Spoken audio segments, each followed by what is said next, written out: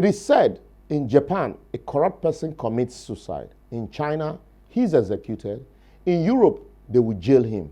But in Africa, he presents himself for elective office and is possibly celebrated. Nigerians, wake up. As we start the march once again towards 2023 general election, remember, Nigeria is at the cliff as kidnapping, killings, insurgents, attack on military formation has become the order of the day.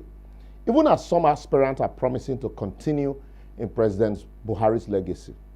I wonder which legacy, nepotism or terrorism.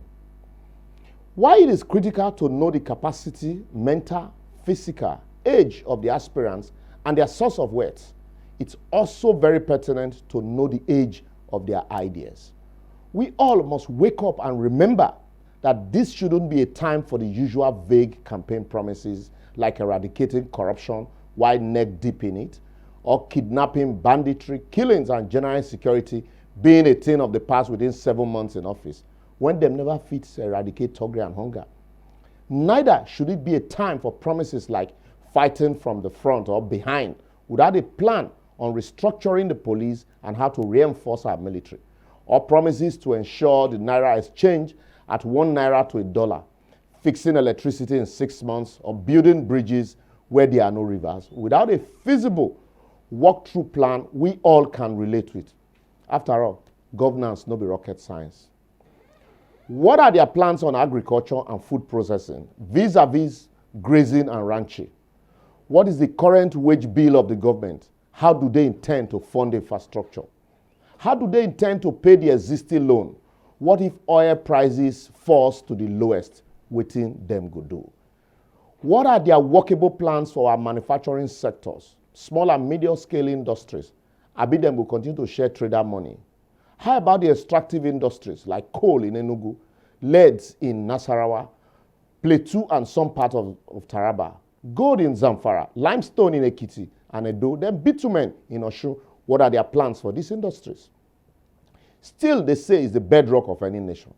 While our iron ore is wasting away in Itakpe, their Jakuta and Delta Steel companies with all the rolling mills in Osogbo and Castina are now a shadow of themselves as they have been vandalized and assets stripped, all in the name of privatization.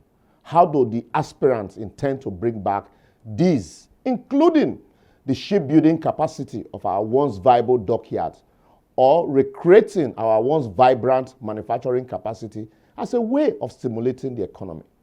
Lastly, as the world is diversifying into a knowledge-based economy, what are the aspirants' educational policy and blueprint to put a final stop to the consistent lecturers, medical doctor strike, and the perennial industrial strike in almost every sector of our public life? After 2 years in office, will such candidates be confident to put their kids in our public schools or attend their medical needs here? Not to talk of the need to know their health status and plans for our health sectors and teaching hospitals. Anyway, that one I talk for another day.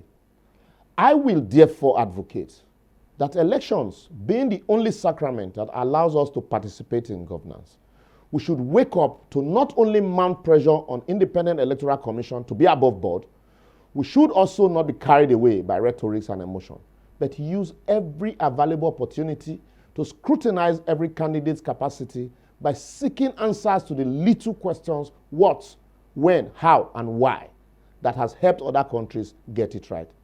And if we allow credible answers to these very little vital questions elude us now, elections will come and go, and we will continue another round of complaints as another set will start to chop our collective words.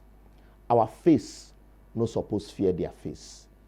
Now our face, their face suppose fear. As always, that's our package for today. For more episodes, simply follow us on all our social media platforms showing on your screen. Like, follow, subscribe, leave a comment, and share to wake us all up to collectively ask the right questions that will set our country, Nigeria, on its track again. See you next week.